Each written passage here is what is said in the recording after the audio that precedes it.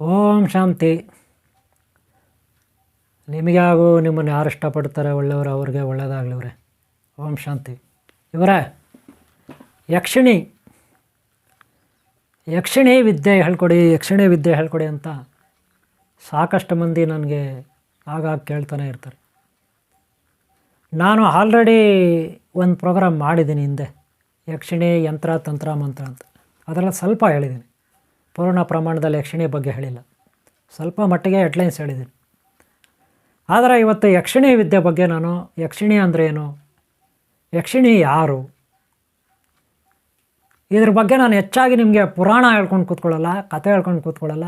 Only ಸತ್ಯಾಂಶ, ಒರ್ಜಿನಾಲಿಟಿ ಮಾತ್ರ ನಾನು ಹೇಳ್ತೀನಿ. ನನ್ನ ಎಲ್ಲ ಪ್ರೋಗ್ರಾಮಲ್ಲೂ ತುಂಬ ಕತೆ ಇರೋದಿಲ್ಲ, ಬರೀ ಒರ್ಜಿನಾಲಿಟಿ ಇರುತ್ತೆ, ಸತ್ಯಾಂಶ ಮಾತ್ರ ಇರುತ್ತೆ. ಸತ್ಯಕ್ಕೆ ಹತ್ತಿರವಾಗಿರೋಂಥದ್ದು ಮಾತ್ರ ನಾನು ಹೇಳಿರ್ತೀನಿ ಎಲ್ಲ ಪ್ರೋಗ್ರಾಮ್ಗಳಲ್ಲೂ. ಅದರಲ್ಲೂ ಏನಾದರೂ ತಪ್ಪಿದರೆ ಕ್ಷಮೆ ಕೇಳ್ತೀನಿ. ಆದರೆ ಯಕ್ಷಿಣಿ ಬಗ್ಗೆ ನಾನು ನಿಮಗೆ ಸ್ವಲ್ಪ ಮಾಹಿತಿ ಕೊಡ್ತೀನಿ, ಒರ್ಜಿನಾಲಿಟಿ. ನೋಡಿ, ಈ ನಿಧಿ ಗೊತ್ತಲ್ಲ, ನಿಧಿ. ಈಗ ಫಾರ್ ಎಕ್ಸಾಂಪಲ್ಲು ಅನಂತ ಪದ್ಮನಾಭ ಸ್ವಾಮಿ ದೇವಸ್ಥಾನ, ತಿರುವನಂತಪುರ ಕೇರಳನಲ್ಲಿ ತಿರುವನಂತಪುರ ಅನಂತ ಪದ್ಮನಾಭ ಸ್ವಾಮಿ ದೇವಸ್ಥಾನ. ಅಲ್ಲಿ 6 ಕೊಠಡಿಗಳಿತ್ತು. ಎಷ್ಟು? 6 ಕೊಠಡಿಗಳು, ABCDEF ಅಂತ. ಅದರಲ್ಲಿ ಎಲ್ಲ ಕೊಠಡಿಗಳು ಓಪನ್ ಮಾಡಿದರು. ತುಂಬ ನಿಧಿ, ಬಂಗಾರ, ವಜ್ರ ವೈಢೂರ್ಯಗಳು, ಕಿರೀಟ. ಅಷ್ಟೇ ಯಾಕೆ, ಅನಂತ ಪದ್ಮನಾಭ ಸ್ವಾಮಿ ಮೂರ್ತಿ, ಬಂಗಾರದ ಮೂರ್ತಿನೇ ಇದೆ. ಅದು 18 ಅಡಿ ಉದ್ದ, ಏನು ಬಂಗಾರದ ಮೂರ್ತಿ ಅದರ ಮೇಲೆ. ಅದ್ಭುತ ಅಲ್ವಾ? ಲಕ್ಷ ಕೋಟಿಗಳು ಆಸ್ತಿ. ಬರೀ 1 ಕೋಟಿ ಅಲ್ಲ, 2 ಕೋಟಿ ಅಲ್ಲ, 3 ಕೋಟಿ ಅಲ್ಲ, 5 ಕೋಟಿ ಅಲ್ಲ, 10 ಕೋಟಿ ಅಲ್ಲ, 100 ಕೋಟಿ ಅಲ್ಲ, 1000 ಕೋಟಿ ಅಲ್ಲ, ಲಕ್ಷ ಕೋಟಿಗಳಿದೆ ಅಲ್ಲಿ, ಲಕ್ಷಾಂತರ ಕೋಟಿ. ಎಷ್ಟಿದೆ ಯಾರಿಗೆ ಗೊತ್ತು? ವಜ್ರ ವೈಢೂರ್ಯಗಳು, ಒಡವೆಗಳು, ಕಿರೀಟಗಳು, ಬಂಗಾರದ ಪಾತ್ರೆಗಳು, ಹಾಗೆ ಬಂಗಾರದ ಏನೇನೋ ಬಿಡ್ರಿ, ಅದು ಕತ್ತಿ ಇರ್ಬೋದು, ಗುರಾಣಿ ಇರ್ಬೋದು, ಸಿಂಹಾಸನ ಇರ್ಬೋದು, ಮೂರ್ತಿಗಳು, ವಿಗ್ರಹಗಳು, ಏನೇನೋ ಆಸ್ತಿ ಅಲ್ಲಿ ಇಷ್ಟಿಷ್ಟೆಲ್ಲ ಬಿಡ್ರಿ. ಎಲ್ಲಿ? ಅನಂತ ಪದ್ಮನಾಭ ಸ್ವಾಮಿ ದೇವಸ್ಥಾನ, ತಿರುವನಂತಪುರ. ಅದನ್ನು ನಿಧಿ ಅಂತೀವಿ. ಆದರೆ ಎಲ್ಲ ಕೊಠಡಿಗಳು ಓಪನ್ ಆಯಿತು, ಒಂದೇ ಒಂದು ಕೊಠಡಿ ಓಪನ್ ಆಗಿಲ್ಲ. ಅದು ಬಿ ಓಪನ್ ಆಗಿಲ್ಲ. ನಾನು ಅನಂತ ಪದ್ಮನಾಭ ಸ್ವಾಮಿ ದೇವಸ್ಥಾನದ ಬಗ್ಗೆ ನೆಕ್ಸ್ಟ್ ಬೇಕಾದರೆ ಒಂದು ಪ್ರೋಗ್ರಾಮ್ ಮಾಡ್ತೀನಿ. ಅಲ್ಲಿಂದ ನೀವು ಆಲ್ರೆಡಿ ವಿಡಿಯೋಗಳು ನೋಡಿರ್ತೀರ, ತಿಳ್ಕೊಂಡಿರ್ತೀರ. ಬೇಜಾನಲ್ಲೇ ಆಸ್ತಿ. ಇವತ್ತು ಒಂದೇ ಒಂದು ಕೊಠಡಿ ಓಪನ್ ಮಾಡಿಲ್ಲ, ಇನ್ನು ಉಳಿದಿರೋ ಎಲ್ಲ ಕೊಠಡಿಗಳು ಓಪನ್ ಆಗಿದೆ. ತುಂಬ ಆಸ್ತಿ ಇದೆ. ಇವತ್ತು ಅಲ್ಲಿ ಎಲ್ಲ ಸೆಕ್ಯೂರಿಟಿ ಅಂದರೆ ಸೆಕ್ಯೂರಿಟಿ ಗಾರ್ಡ್ಸ್ ಇರ್ತಾರಲ್ಲ, ಅವ್ರು ಕಾಯ್ತಾ ಇದ್ದಾರೆ, ಗನ್ಗಳು ಹಿಡ್ಕೊಂಡು, ಕೈಯಲ್ಲಿ ಗನ್ ಹಿಡ್ಕೊಂಡು ಕಾಯ್ತಿದ್ದಾರೆ, ಕಾವಲಿದ್ದಾರೆ ಸುತ್ತಲೂ. ಅಷ್ಟು ಅಲ್ಲಿ ನಿಧಿ ಇದೆ. ಎಲ್ಲ ಲೆಕ್ಕ ಮಾಡಿದ್ದಾರೆ, ಎಷ್ಟು ವಜ್ರಗಳಿದೆ, ಎಷ್ಟು ಬಂಗಾರ ಇದೆ, ಎಲ್ಲ ಲೆಕ್ಕ ಮಾಡಿದ್ದಾರೆ. ಇನ್ನೂ ಮಾಡ್ತಾನೆ ಇದ್ದಾರೆ. ಇನ್ನೂ ಒಂದು ರೂಮ್ ಬಾಗಿಲಾಗಿದೆ, ಅದನ್ನ ತೆಗಿಯೋಕ್ಕಾಗ್ತಾಯಿಲ್ಲ. ನಾಗಬಂಧ ಇದೆ, ನಾಗದೇವತೆಗಳು ಕಾಯ್ತಿದ್ದಾರೆ. ಹಾಗಾದರೆ ಯಾರು ಇದೊಂದು ಎಕ್ಸಾಂಪಲ್ ನಾನು ಕೊಡ್ತಾರೋದು. ಈ ನಿಧಿಗೆ ನಾಗಬಂಧ ಇದೆ, ಆ ಒಂದು ರೂಮ್ ಒಳಗಡೆ ಬಿಡ್ತಾ ಇಲ್ಲ, ರೂಮ್ ಓಪನ್ ಮಾಡೋಕ್ಕೆ ಆಗ್ತಾಯಿಲ್ಲ ಅಂತ ಇಲ್ಲೊಂದು ಸಿಸ್ಟಮ್. ರೂಮ್ ಓಪನ್ ಮಾಡೋಕ್ಕೆ ಆಗ್ತಾಯಿಲ್ಲ ಅಂತ ಹೇಳ್ತಿದ್ದಾರೆ. ಹಾಗಾದರೆ ಯಾಕೆ ಓಪನ್ ಮಾಡೋಕ್ಕಾಗ್ತಾಯಿಲ್ಲ ಅಂದರೆ, ನಾಗಬಂಧ ಅಂದರೆ ನಾಗದೇವತೆಗಳು ಬಂದ. ಆ ಡೋರ್ ಓಪನ್ ಮಾಡಿದರೆ ಅನರ್ಥಗಳಾಗುತ್ತೆ. ನಾಗದೇವತೆಗಳು ಕಾವಲು ಕಾಯ್ತಿದ್ದಾರೆ. ಆಗ ಬಾಗಿಲು ಹಾಕಿದ್ರಲ್ಲ, ಹಿಂದೆ ರೂಮ್ ಒಳಗಡೆ ನಿಧಿ ಇಟ್ಬಿಟ್ಟು ಬಾಗಿಲು ಬಂದ್ ಮಾಡಿದ್ರಲ್ಲ, ಬಂದ್ ಮಾಡಿದಾಗೆ ಗುರುಗಳು, ನಮ್ಮಂಥ ಗುರುಗಳು, ರಾಜರು, ರಾಣಿಯರು, ರಾಜ ಪರಿವಾರದವರು, ನಮ್ಮಂಥ ಗುರುಗಳ ಕೈಯಲ್ಲಿ, ಪುರೋಹಿತರ ಕೈಯಲ್ಲಿ ಯಜ್ಞ ಹೋಮ ಮಾಡಿ, ನಾಗಬಂಧ ಮಾಡಿ ಮಂತ್ರಗಳನ್ನು ಪಠಿಸಿ ಆ ಬಾಗಿಲನ್ನು ಮಾಂತ್ರಿಕವಾಗಿ ದಿವ್ಯಶಕ್ತಿಯಿಂದ ಬಂದ್ ಮಾಡಿಸಿದ್ದಾರೆ. ದಿವ್ಯಶಕ್ತಿಯಿಂದ ಅಂದರೆ ಯಕ್ಷ, ಕಿನ್ನರ, ಕಿಂಪುರುಷ, ಗಂಧರ್ವ ದೇವತೆಗಳಿರ್ತಾರಲ್ಲ, ಯಾರೋ ದೇವತೆಗಳು, ಆ ದೇವತಾ ಶಕ್ತಿಗಳ ಕೈಯಲ್ಲಿ, ಅಷ್ಟನಾಗ, ಅಷ್ಟರುದ್ರ, ಅಷ್ಟಭೈರವ ಅಂತಿರಲ್ಲ ದೇವತೆಗಳು, ಅವ್ರ ಕೈಯಲ್ಲಿ ಆ ಡೋರ್ನ ಬಂದ್ ಮಾಡಿಸಿದ್ದಾರೆ. ಮಾಮೂಲಿ ಮನುಷ್ಯರೆಲ್ಲ ಬಂದ್ ಮಾಡಿರೋದು ಅವ್ರ ಕೈಯಲ್ಲಿ. ಯಾವ ರೀತಿ? ಮಂತ್ರಗಳ ಮೂಲಕ, ಯಂತ್ರಗಳ ಮೂಲಕ, ಇವರು ಪೂಜಾ ಯಾಗ ಯಜ್ಞದ ಮೂಲಕ ದೇವತೆಗಳನ್ನು ಕರೆಸಿ ಆವಾಹನ ಮಾಡಿ, ಅವ್ರನ್ನ ಆಹ್ವಾನ ಮಾಡಿಕೊಂಡು ಅವ್ರ ಕೈಯಲ್ಲಿ ಬಂದ್ ಮಾಡಿಸಿದ್ದಾರೆ ಬಾಗಿಲನ್ನ. ಇದನ್ನು ತೆಗಿಯೋಕೆ ಮನುಷ್ಯರಿಂದ ಆಗುತ್ತಾ? ಖಂಡಿತ ಸಾಧ್ಯ ಇಲ್ಲ ಅಲ್ವಾ? ಅದೇ ನಿಜ ಆದರೆ, ನಾನು ಹೇಳಿದ್ದೆ ನಿಜ ಆದರೆ, ದೇವತೆಗಳ ಕೈಯಲ್ಲಿ ಶಕ್ತಿಗಳ ಕೈಯಲ್ಲಿ ಡೋರ್ ಹಾಕ್ಸಿದ್ದಾರೆ ಅನ್ನೋದು ನಿಜ ಆದರೆ, ನಾಗಬಂಧ ಮಾಡಿಸಿದ್ದಾರೆ ಅನ್ನೋದಾದರೆ, ಮನುಷ್ಯರಿಂದ ಅದನ್ನು ಯಾವತ್ತಿಗೂ ಓಪನ್ ಮಾಡೋಕ್ಕಾಗಲ್ಲ. ಒಂದು ವೇಳೆ ಮನುಷ್ಯರಿಂದ ಆಗುತ್ತೆ ಅನ್ನೋದಾದರೆ, ಅವತಾರ ಪುರುಷ, ಮಹಾಜ್ಞಾನಿ, ಮಹಾಪುಣ್ಯವಂತ, ಒಬ್ಬ ಯೋಗಿ, ಒಳ್ಳೆಯವನು, ಒಳ್ಳೆಯ ವ್ಯಕ್ತಿ, ಸಾಮಾನ್ಯ ಮನುಷ್ಯರಾದರೂ ಪರವಾಗಿಲ್ಲ, ಒಳ್ಳೆಯ ವ್ಯಕ್ತಿಗಳ ಕೈಯಲ್ಲಿ, ಹೆಣ್ಣಾಗಲಿ ಗಂಡಾಗಲಿ, ಚಿಕ್ಕವರಾಗಲಿ ದೊಡ್ಡವರಾಗಲಿ, ಯಾವುದೇ ಧರ್ಮದವರಾಗಲಿ ಯಾವುದೇ ಜಾತಿಯವರಾಗಲಿ, ಒಳ್ಳೆಯ ವ್ಯಕ್ತಿ ಯಾರು ಇರ್ತಾರೆ, ಅರ್ಹನೋ ಯೋಗ್ಯನೋ ಅವರು ಮಾತ್ರ ಅದನ್ನು ಓಪನ್ ಮಾಡ್ಬೋದು, ಬೇರೆ ಇನ್ನು ಯಾರಿಂದನೂ ಸಾಧ್ಯ ಇಲ್ಲ. ಇದು ಒಂದು. ಇನ್ನು ಕೆಲವು ಕಡೆ ಹೊರಗಡೆ ಎಲ್ಲೆಲ್ಲೋ ತೋಟಗಳಲ್ಲಿ, ಗದ್ದೆಗಳಲ್ಲಿ, ಹೊಲಗಳಲ್ಲಿ, ಇನ್ನೆಲ್ಲೋ ಪಾಳು ಬಿದ್ದಿರೋ ದೇವಸ್ಥಾನಗಳು, ಬೆಟ್ಟ ಗುಟ್ಟ ಗುಹೆಗಳಲ್ಲಿ ನಿಧಿ ಇರುತ್ತೆ. ಅಲ್ಲಿ ಕೆಲವರು ರಾತ್ರಿ ಹೊತ್ತು ಹೋಗ್ತಾರೆ. ರಾತ್ರಿ ಹೊತ್ತು ಏನಕ್ಕೆ? ಮಂತ್ರವಾದಿಗಳು, ಯಾರಿಗೋ ಒಬ್ಬರಿಗೆ ಹೊಲ ಇದೆ, ಗದ್ದ ಇದೆ, ರೈತರು ಅಂತ ಇಟ್ಕೊಳ್ಳಿ, ರೈತರು, ಅವ್ರಿಗೆ ನಿಧಿ ಇದೆ ಅಂತ ಹೇಳ್ಬಿಟ್ಟು ಅವ್ರಿಗೆ ಯಾರೋ ಹೇಳ್ತಾರೆ, ಯಾರೋ ಗುರೂಜಿ, ಯಾರೋ ಸ್ವಾಮೀಜಿ, ಎಲ್ಲೋ ಬಸ್ ಸ್ಟ್ಯಾಂಡಲ್ಲಿ, ಎಲ್ಲೋ ರೈಲ್ವೆ ಸ್ಟೇಷನಲ್ಲಿ, ಎಲ್ಲೋ ದೇವಸ್ಥಾನದ ಹತ್ರ, ಎಲ್ಲೋ ರೋಡಲ್ಲಿ ಯಾರೋ ಒಬ್ಬ ಸಿಗ್ಬಿಟ್ಟು ಇವ್ರಿಗೆ ಹೇಳ್ಬಿಟ್ಟಿರ್ತಾರೆ. ಇವ್ರು ಅವನ ಹತ್ರ ಕೇಳಿರ್ತಾರೆ, ಆಶೀರ್ವಾದ ತಗೊಂಡು, ಏನೋ ಶಾಸ್ತ್ರ ಇಲ್ಲ, ಶಾಸ್ತ್ರ ಹೇಳೋನೋ ಹೇಳಿದಾನೋ, ಕಣಿ ಹೇಳೋರೋ ಹೇಳಿದಾರೋ, ಇಲ್ಲ ಗಿಳಿ ಶಾಸ್ತ್ರ ಹೇಳೋರೋ ಹೇಳಿದಾರೋ, ಇಲ್ಲ ಜ್ಯೋತಿಷ್ ಹೇಳೋರೋ ಹೇಳಿದಾರೋ, ನನಗೆ ಗೊತ್ತಿಲ್ಲಪ್ಪ. ಒಟ್ಟಿನಲ್ಲಿ ಇವ್ರಿಗೆ ಹೇಳಿದ್ರಂತೆ. ಏನಂತ ಹೇಳಿದ್ರಂತೆ? ನಿಮ್ಮ ತೋಟದಲ್ಲಿ ಇಂಥ ಮೂಲೆಯಲ್ಲಿ, ಇಂಥ ದಿಕ್ಕಿನಲ್ಲಿ, ಇಂಥ ಜಾಗದಲ್ಲಿ ಇಂಥ ಮರ ಇದೆ, ಇಂಥ ಕಲ್ಬಂಡೆ ಇದೆ, ಅಲ್ಲಿ ನಿಧಿ ಇದೆ. ನಿಧಿ ಕೆ ಜಿಗಳಗಟ್ಟಲೆ, ಟನ್ಗಟ್ಟಲೆ ಬಂಗಾರದ ಗಟ್ಟಿಗಳು, ಬಂಗಾರದ ವಜ್ರಗಳು, ಮುತ್ತುಗಳು, ರತ್ನಗಳು, ವಜ್ರ ವೈಢೂರ್ಯಗಳು, ಕೊಳಗಗಳು, ತಟ್ಟೆಗಳು, ದೊಡ್ಡ ದೊಡ್ಡ ತಟ್ಟೆಗಳು, ದೊಡ್ಡ ದೊಡ್ಡ ಪಾತ್ರೆಗಳು, ಕಿರೀಟಗಳು, ಸಿಂಹಾಸನಗಳು, ಅಲ್ಲಿ ನಿಧಿ ಇದೆ ಒಳಗಡೆ. ಯಾರಿಗೂ ಹೇಳ್ಬೇಡಿ, ಅದನ್ನು ತೆಗೆಸಿ, ನಿಮಗೆ ಸಿಗುತ್ತೆ, ದೊಡ್ಡ ಇವ್ರು ಆಗ್ಬಿಡ್ತೀರ ಅಂತ ಯಾರೋ ಒಬ್ಬ ಹೇಳಿರ್ತಾನೆ. ಇವ್ರು ಎಂಥವ್ರಂದ್ರೆ ಕೇಳಿದವರು, ಅವನು ಹೇಳಿದ್ದೇ ತಡ. ಇವರು ಒಳ್ಳೆಯವರು ಆಗಿದ್ದರೂ ಕೂಡ ಇವರಲ್ಲಿ ವಿಕೃತ ಮನಸ್ಥಿತಿ, ಏನೇನೋ ಆಸೆಗಳು, ಕಾಮ, ಕ್ರೋಧ, ಮದ, ಮಾತ್ಸರ್ಯ, ಲೋಭ, ಶೋಕ, ಮೋಹ ಎಲ್ಲ ಒಂದೇ ಸಾರಿ ಒಕ್ಕರ್ಸ್ಕೊಳ್ತಾವೆ. ಇವರಲ್ಲಿ ಆಸೆ ಉಟ್ಕೊಬಿಡುತ್ತೆ. ಎಲ್ಲಿದ ಆಸೆ ಏನು ಆಕಾಶಕ್ಕಿಂತ ಹೆಚ್ಚಾಗಿ ಬೆಳೆದ್ಬಿಡ್ತಾರೆ ಇವರು. ಬೆಳೆದ್ಬಿಟ್ರೆ ಅವನಿಗೆ ಶರಣಾಗತಿ ಆಗಿಬಿಡ್ತಾರೆ. ಶರಣಾಗತಿ ಆಗ್ಬಿಟ್ಟು ಅವನಿಗೆ ಇವ್ರ ಹತ್ರ ಈ ಜೋಬಲ್ಲಿರೋದು, ಆ ಪ್ಯಾಂಟ್ ಜೋಬಲ್ಲಿರೋದು, ಶರ್ಟ್ ಜೋಬಲ್ಲಿರೋದು, ಪಾಕೆಟಲ್ಲಿರೋದು ಎಲ್ಲ ಕೊಟ್ಬಿಡ್ತಾರೆ ಅವನಿಗೆ. ಅವನು ಹೇಳಿದ್ದೇ ತಡ. ಕೈಯಲ್ಲಿರೋ ವಾಚು ಗಿಚ್ಚು ಬಿಚ್ಚು ಕೊಡ್ತಾರೆ ಅನ್ನೋ ಗೊತ್ತಿಲ್ಲ, ಲಾಸ್ಟ್ಗೆ ಆ ಮೊಬೈಲು ಕೊಡ್ತಾರೆ ಅನ್ನೋ ಗೊತ್ತಿಲ್ಲ, ಎಲ್ಲ ಕೊಟ್ಬಿಡ್ತಾರೆ. ಅವನು ಹೇಳಿದ್ದೇ ತಡ, ಶರಣಾಗತಿ. ಅವನೇನು ಮಾಡ್ತಾನೆ, ಎಲ್ಲ ತಗೊಂಡು ಇಂಥ ಕಡೆ ಇದೆ, ಇಂಥ ದಿನ, ಇನ್ನೂ ಒಂದು ತಿಂಗಳು ಯಾರು ಹೇಳ್ಬೇಡ, ಆಮೇಲೆ ಇಂಥ ದಿನ ಹೇಳು, ಒಬ್ಬ ಒಳ್ಳೆಯವ್ರನ್ನ ಕರೆಸಿ ಎತ್ಕೊಬಿಡು ಅಂತ ಹೇಳಿರ್ತಾರೆ. ಆಯಿತು ಸ್ವಾಮಿ ಅಂತ ಇವನು ಹೇಳಿ ಬಂದಿರ್ತಾನೆ. ಫೈನಲಾಗಿ ಇವನು ಕಾಯ್ತಾನೆ, ಒಂದು 15 ದಿನ ಹೇಳಿದ್ದಾರೆ, ಆಮೇಲೆ ಇಂಥ ದಿನ ಹೇಳಿದ್ದಾರೆ ಅಂತ. ಇವನಿಗೆ ಯೂಟ್ಯೂಬಲ್ಲಿ, ಫೇಸ್ಬುಕ್ಕಲ್ಲಿ, ಇನ್ಸ್ಟಾಗ್ರಾಮಲ್ಲಿ ಎಲ್ಲೋ ಒಂದು ಕಡೆ ಮೀಡಿಯಾಗಳಲ್ಲಿ, ಇಲ್ಲ ಟಿ ವಿಗಳಲ್ಲಿ, ಲೈವಲ್ಲಿ ಯಾರೋ ನಮ್ಮಂಥ ಗುರೂಜಿಗಳಿರ್ತಾರೆ, ಅವ್ರಿಗೆ ಕಾಲ್ ಮಾಡಿಬಿಡೋದು, ನಂಬರ್ ತೊಗೊಂಡು ಕಾಲ್ ಮಾಡಿಬಿಟ್ಟು, ಸ್ವಾಮಿ ನಮಗೆ ಯಾರೋ ಹೇಳಿದ್ರು, ನಮ್ಮ ಹೊಲದಲ್ಲಿ ಇಂಥ ದಿಕ್ಕಿನಲ್ಲಿ ಇಂಥ ಮರ ಇರೋ ಹತ್ರ, ಇಂಥ ಕಲ್ಬಂಡೆ ಇರೋ ಹತ್ರ, ಇಂಥ ಕಡೆ ಏನೋ ಒಂದು ಕಡೆ ಹಳ್ಳ ಇರೋ ಕಡೆ, ಇಲ್ಲ ಕುಂಟೆ ಹತ್ರ, ಬೋರ್ವೆಲ್ ಹತ್ರ, ಯಾವುದೋ ಹಳೆ ಬೋರ್ವೆಲ್ ಹತ್ರ ನಿಧಿ ಇದೆ ಅಂತೆ, ನೀವು ತಕ್ಕೊಡ್ತೀರಾ, ನೀವು ಎತ್ಕೊಡ್ತೀರಾ ಸ್ವಾಮಿ, ನಾವು ನಿಮ್ಮ ಫೀಸ್ ಕೊಟ್ಬಿಡ್ತೀವಿ ಸ್ವಾಮಿ, ನಿಮ್ಮ ದಕ್ಷಿಣ ಕೊಟ್ಬಿಡ್ತೀವಿ ಸ್ವಾಮಿ, ಎತ್ಕೊಡಿ ಸ್ವಾಮಿ, ಈ ಥರ ಕೇಳ್ತಾರೆ. ಆದರೆ ನನಗೆ ಕೇಳಿದ್ರೆ ನನ್ನ ಹತ್ರ ಬಾಯಿಸ್ಕೊಳ್ತಾರೆ. ನಾನು ಎಷ್ಟೋ ಜನ ಬೈದಿದ್ದೀನಿ, ನಾನಿರೋದು ಓಪನಾಗಿ ಹೇಳ್ಬಿಡ್ತೀನಿ, ಬೈದಿದ್ದೀನಿ. ಆದರೆ ಬೇರೆ ಗುರುಗಳೇನು ಮಾಡ್ತಾರೋ ನನಗೆ ಗೊತ್ತಿಲ್ಲಪ್ಪ. ಇನ್ನೊಬ್ರು ವಿಚಾರ ನಮಗೆ ಆಗಬೇಕು, ಇದು ಒಂದು ಓಕೆನಾ. ಆಮೇಲೆ ಏನೇನು ನಡೀತದ ನೀವೇ ಮೈಂಡ್ ಓಡಿಸ್ಕೊಳ್ಳಿ. ಇವರು ಯಾವ ಗುರುಗಳ ಹತ್ರ ನಿಧಿಗೋಸ್ಕರ ಎತ್ಕೊಡಿ ಅಂತಾರ ಗೊತ್ತಿಲ್ಲ. ನನ್ನ ಹತ್ರ ಅಂತರ ಬಂದರೆ ಬಯಸ್ಕೊತಾರೆ. ಇರೋದು ಹೇಳ್ಬಿಟ್ಟಿದ್ದೀನಿ, ದಯವಿಟ್ಟು ನನಗೆ ಕಾಲ್ ಮಾಡಬೇಡಿ, ಯಾರೋ ಹೇಳಿ ಬಯಸ್ಕೊತಾರೆ. ಯಾರ ಹತ್ರ ಹೋಗಿ ಯಾರೋ ಹೇಳಿದ್ನಂತೆ ನಿಧಿ ಇದೆ ಅಂತ, ಅವನನ್ನು ಬಿಟ್ಬಿಟ್ಟು ಅವನನ್ನು ಕರ್ಕೊಂಡು ಬಂದು, ಅವನ್ನೇ ಹೇಳ್ಕೊಂಡು ಬಂದು ಇಲ್ಲಿ ನಿಧಿ ಎತ್ಕೊಡಪ್ಪ ಅಂತ ಹೇಳಬೇಕು. ಯಾರು ಹೇಳಿದ್ನೋ ಅವನ್ನೇ ಹೇಳ್ಕೊಂಡು ಬಂದು ಅಲ್ವಾ. ಅದು ಬಿಟ್ಬಿಟ್ಟು ನಮಗೆ ಕಾಲ್ ಮಾಡೋದು, ನಾವೇನೋ ಟೆನ್ಷನಲ್ಲಿ ಇರ್ತೀವಿ, ಏನೋ ಕೆಲಸದಲ್ಲಿ ಇರ್ತೀವಿ, ನಾವು ಬ್ಯುಸಿಯಲ್ಲಿ ಇರ್ತೀವಿ, ಇವ್ರು ನಮ್ಮ ತಲೆ ತಿಂತಾರೆ. ನೋಡಿ ಹೆಂಗಿದೆ ಕತೆ.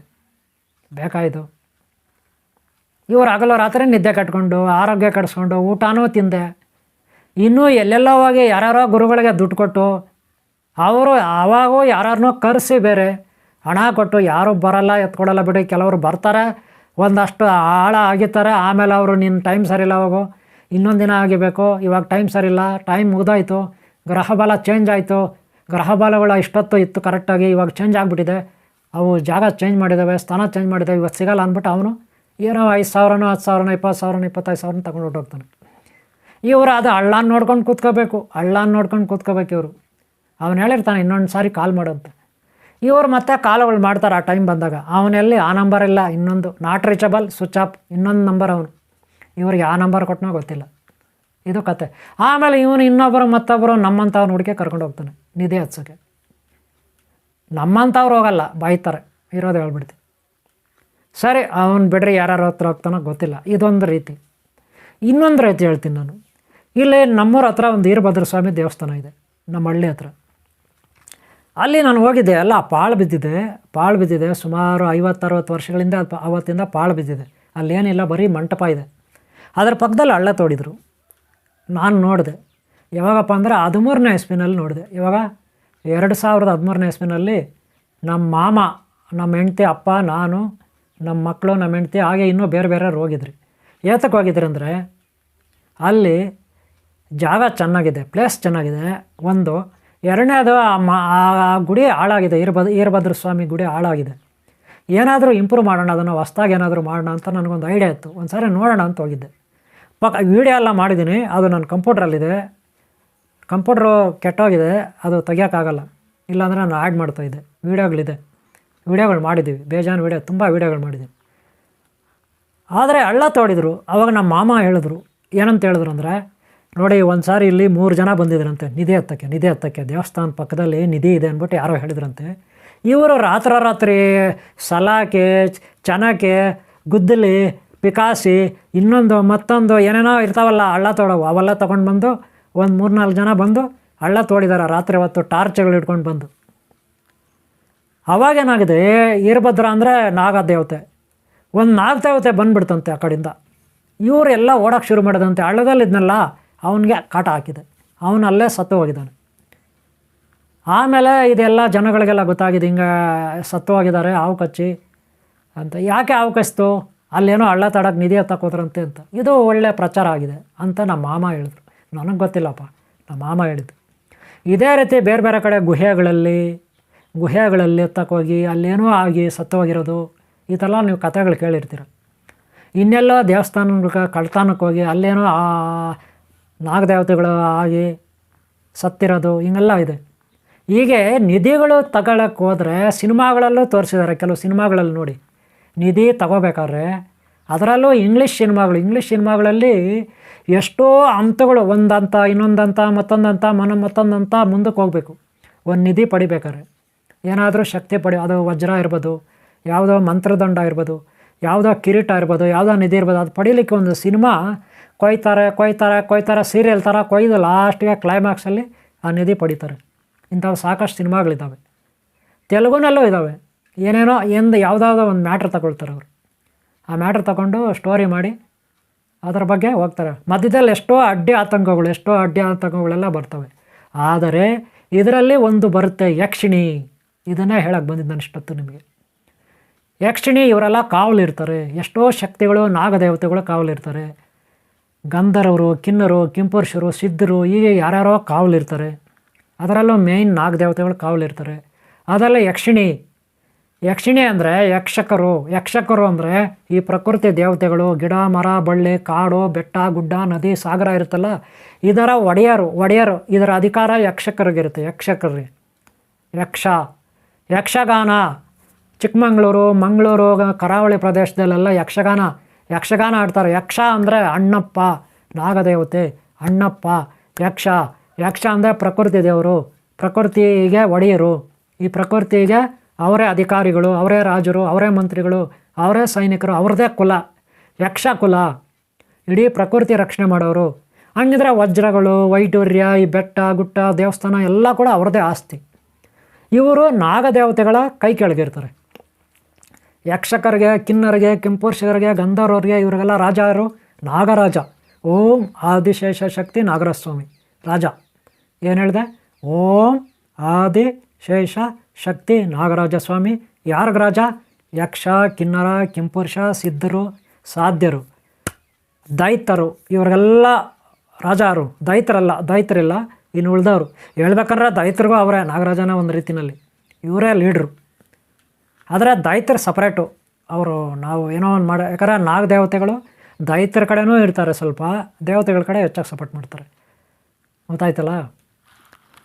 ಅದಕ್ಕೆ ನಾಗರಾಜ ಏನು ಹೇಳ್ತಾರೆ ಅದನ್ನು ಯಕ್ಷಕರು, ಕಿನ್ನರು, ಕಿಂಪುರುಷರು, ಗಂಧರ್ವರೆಲ್ಲ ಕೇಳಬೇಕು. ಹಾಗೆ ಯಕ್ಷಿಣಿ ಅಂದರೆ ಯಾರು? ಈ ಯಕ್ಷ ಇರ್ತಾರಲ್ಲ, ಯಕ್ಷ ಗಂಡಸರು ಅಪ್ಪ ಅಮ್ಮ, ಅವ್ರ ಮಗಳು ಕುಮಾರಿಗಳು. ಈ ಯಕ್ಷ ಕುಮಾರಿಗಳನ್ನು ಯಕ್ಷಿಣಿ ಅಂತಾರೆ.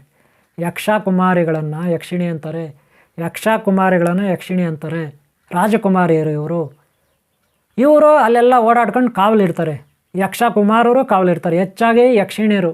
ಇವು ಒಡವೆ, ವಜ್ರ ವೈಡೂರ್ಯ, ಆಸ್ತಿ ಪಾಸ್ತಿ, ಈ ಒಡವೆಗಳಿಗೆಲ್ಲ ನಿಧಿಗೆ ಯಾರು ಕಾವಲಿರ್ತಾರೆ? ಹೆಣ್ಮಕ್ಳ ಕೈಯಲ್ಲೇ ಇರ್ತದೆ. ಬೀರುಗಳಲ್ಲಿ, ಕಾಪಾಡುಗಳಲ್ಲಿ, ಮನೆಗಳಲ್ಲಿ ಮೇಕಪ್ ಮಾಡೋದು ಯಾರು? ಈ ಒಡವೆಗಳಿಗೆ, ವಜ್ರ ವೈಡೂರ್ಯಗಳಿಗೆ, ಸರಗಳಿಗೆ ಮೇಕಪ್ ಮಾಡೋದು ಯಾರಪ್ಪ? ಹೆಣ್ಮಕ್ಳಲ್ವಾ? ಅವರೇ ತಾನೇ ನೋಡ್ಕೊಳ್ಳೋದು ಒಡವೆಗಳೆಲ್ಲ ಮನೆಯಲ್ಲಿ. ಹಾಗೆ ಈ ಯಕ್ಷಕರು ನಿಧಿಗಳನ್ನು ಕಾಪಾಡೋದು ಯಾರು? ಹೆಣ್ಮಕ್ಳು ಹೆಚ್ಚಾಗಿ. ಗೊತ್ತಾಯ್ತಲ್ಲ? ಅವ್ರು ಕಾವಲಿರ್ತಾರೆ. ಯಾರು ಈ ನಿಧಿ ತಗೊಳಕ್ಕೆ ಹೋಗ್ತಾರೆ, ಅದು ಗುಹೆನಲ್ಲಿರ್ಬೋದು, ಸಮುದ್ರದಲ್ಲಿರ್ಬೋದು, ದೇವಸ್ಥಾನದಲ್ಲಿರ್ಬೋದು, ಇನ್ನೆಲ್ಲೋ ಹಳ್ಳ ಇರ್ಬೋದು, ಕೊಳ್ಳ ಇರ್ಬೋದು, ಎಲ್ಲೇ ಇರಲಿ ಈ ನಿಧಿ ಇದ್ದರೆ ಅದಕ್ಕೆ ನಾಗದೇವತೆಗಳು ಅವ್ರ ಜೊತೆಗೆ ಯಕ್ಷಿಣಿಯರು ಇರ್ತಾರೆ. ಈ ಯಕ್ಷಿಣಿಯರೆಲ್ಲ ಪರೀಕ್ಷೆ ಮಾಡ್ತಾರೆ. ಯಾರಿಗೆ ನಿಧಿ ತಗೊಳಕ್ಕೆ ಹೋಗ್ತಾರಲ್ಲ ಅವ್ರಿಗೆ ಏನೇನೋ ಪರೀಕ್ಷೆಗಳು ಇಡ್ತಾರೆ. ಆ ಪರೀಕ್ಷೆಗಳಲ್ಲಿ ಗೆಲ್ಲಬೇಕು ಇವರು. ಅವರಿರೋ ಟೆಸ್ಟ್ಗಳಲ್ಲಿ ಇವ್ರು ಗೆಲ್ಲಬೇಕು. ಅವರು ಅದೇ ರೂಪದಲ್ಲಿರಲ್ಲ, ಬೇರೆ ಬೇರೆ ರೂಪದಲ್ಲಿ ಬರ್ತಾರೆ. ಮನುಷ್ಯ ರೂಪದಲ್ಲಿ ಬರ್ತಾರೆ, ಪ್ರಾಣಿಗಳ ರೂಪದಲ್ಲಿ ಬರ್ತಾರೆ. ಅವರು ನೇರವಾಗಿ ಅವರು ಯಕ್ಷಿಣಿ ಕಾಣಲ್ಲ, ಬೇರೆ ಬೇರೆ ರೂಪದಲ್ಲಿ ಅವರು ಪರೀಕ್ಷೆಗಳಿಡ್ತಾರೆ. ಪರೀಕ್ಷೆಗಳಲ್ಲಿ ಗೆದ್ದರೆ ಅವರು ನಾನಾ ರೀತಿಯ ಕ್ವಶ್ಚನ್ಗಳು ಕೇಳ್ತಾರೆ. ಕ್ವಶ್ಚನ್ಗಳು ಮಹಾಭಾರತದಲ್ಲಿ ಧರ್ಮರಾಯ, ನಕುಲ, ಸಹದೇವ, ಅರ್ಜುನ, ಭೀಮ ಇವ್ರಿಗೆಲ್ಲ ಯಕ್ಷ ನೀರು ಕುಡಿಲಿಕ್ಕೆ ಹೋದಾಗ ಒಂದು ಕೊಳದ ಹತ್ರ ಯಕ್ಷದೇವರು ಪ್ರಶ್ನೆಗಳು ಕೇಳ್ತಾನೆ. ಯಕ್ಷದೇವರು ಇವರು ಉತ್ತರ ಕೊಡೋಕ್ಕಾಗಲ್ಲ, ಅದಕ್ಕೆ ಅವರು ನೀರು ಸತ್ತು ಹೋಗ್ತಾರೆ. ಆದರೆ ಧರ್ಮರಾಯ ಕರೆಕ್ಟಾಗಿ ಉತ್ತರ ಕೊಡ್ತಾನೆ ಅವ್ರು ಕೇಳೋ ಪ್ರಶ್ನೆಗಳಿಗೆ. ಇದು ಓದಿರೋರಿಗೆ ತಿಳ್ಕೊಂಡಿರೋರಿಗೆ ಗೊತ್ತಿರುತ್ತೆ. ಹಾಗೆ ಇಲ್ಲಿ ಯಕ್ಷಿಣಿ ಅದೇ ರೂಪದಲ್ಲಿರಲ್ಲ, ಬೇರೆ ಯಾವುದೋ ಒಂದು ರೂಪದಲ್ಲಿ ಬರ್ತಾರೆ. ಇವರೆಲ್ಲ ನಾಗದೇವತೆಗಳಷ್ಟೇ, ಯಾವ ರೂಪ ಬೇಕಾದ್ರೂ ಇವ್ರು ತಾಳ್ತಾರೆ. ಆ ರೂಪದಲ್ಲಿ ಬಂದು ಮೊದಲೇ ಎಲ್ಲ ಇವರು ಪರೀಕ್ಷೆಗಳಿಟ್ಟಿರ್ತಾರೆ. ನಮಗೆ ಫಸ್ಟೇ ಯಾರು ನಿಧಿ ತಗೊಳಕ್ಕೆ ಹೋಗ್ತಾರೆ ಅವ್ರಿಗೆ ಮೊದಲೇ ಪರೀಕ್ಷೆಗಳಿರ್ತಾರೆ, ನಾನಾ ರೀತಿ ಪರೀಕ್ಷೆಗಳು. ನೀವು ಕೆಲವು ಸಿನಿಮಾಗಳಲ್ಲಿ ನೋಡಿರ್ಬೋದು. ಅದರಲ್ಲಿ ಇವ್ರು ಗೆಲ್ಲಬೇಕು. ಯಾವ ರೀತಿ ಗೆಲ್ಲಬೇಕು? ಇವರಲ್ಲಿ ಒಳ್ಳೆ ಗುಣ ಇರಬೇಕು, ದಯೆ, ಅನುಕಂಪ, ಒಳ್ಳೆತನ ಇರಬೇಕು. ಯಾರು ನಿಧಿ ತಗೊಳಕ್ಕೆ ಹೋಗ್ತಾರೆ ಅವರಲ್ಲಿ. ಹಾಗೆ ದಾನ ಮಾಡೋ ಮನಸ್ಥಿತಿ, ಗುರುಗಳ ಮೇಲೆ ಭಕ್ತಿ, ದೇವ್ರ ಮೇಲೆ ಭಕ್ತಿ, ಇದೆಲ್ಲ ಇರಬೇಕು. ಕಷ್ಟ ಕಾಲದಲ್ಲಿ ಇನ್ನೊಬ್ರಿಗೆ ಆಗಬೇಕು, ಮಿತ್ರದ್ರೋಹ ಮಾಡಬಾರ್ದು, ಒಳ್ಳೆ ಫ್ರೆಂಡ್ಸ್ ಆಗಿರ್ಬೇಕು. ಆ ಥರ ಒಳ್ಳೆ ಭಾವನೆಗಳು ಇವರಲ್ಲಿರಬೇಕು.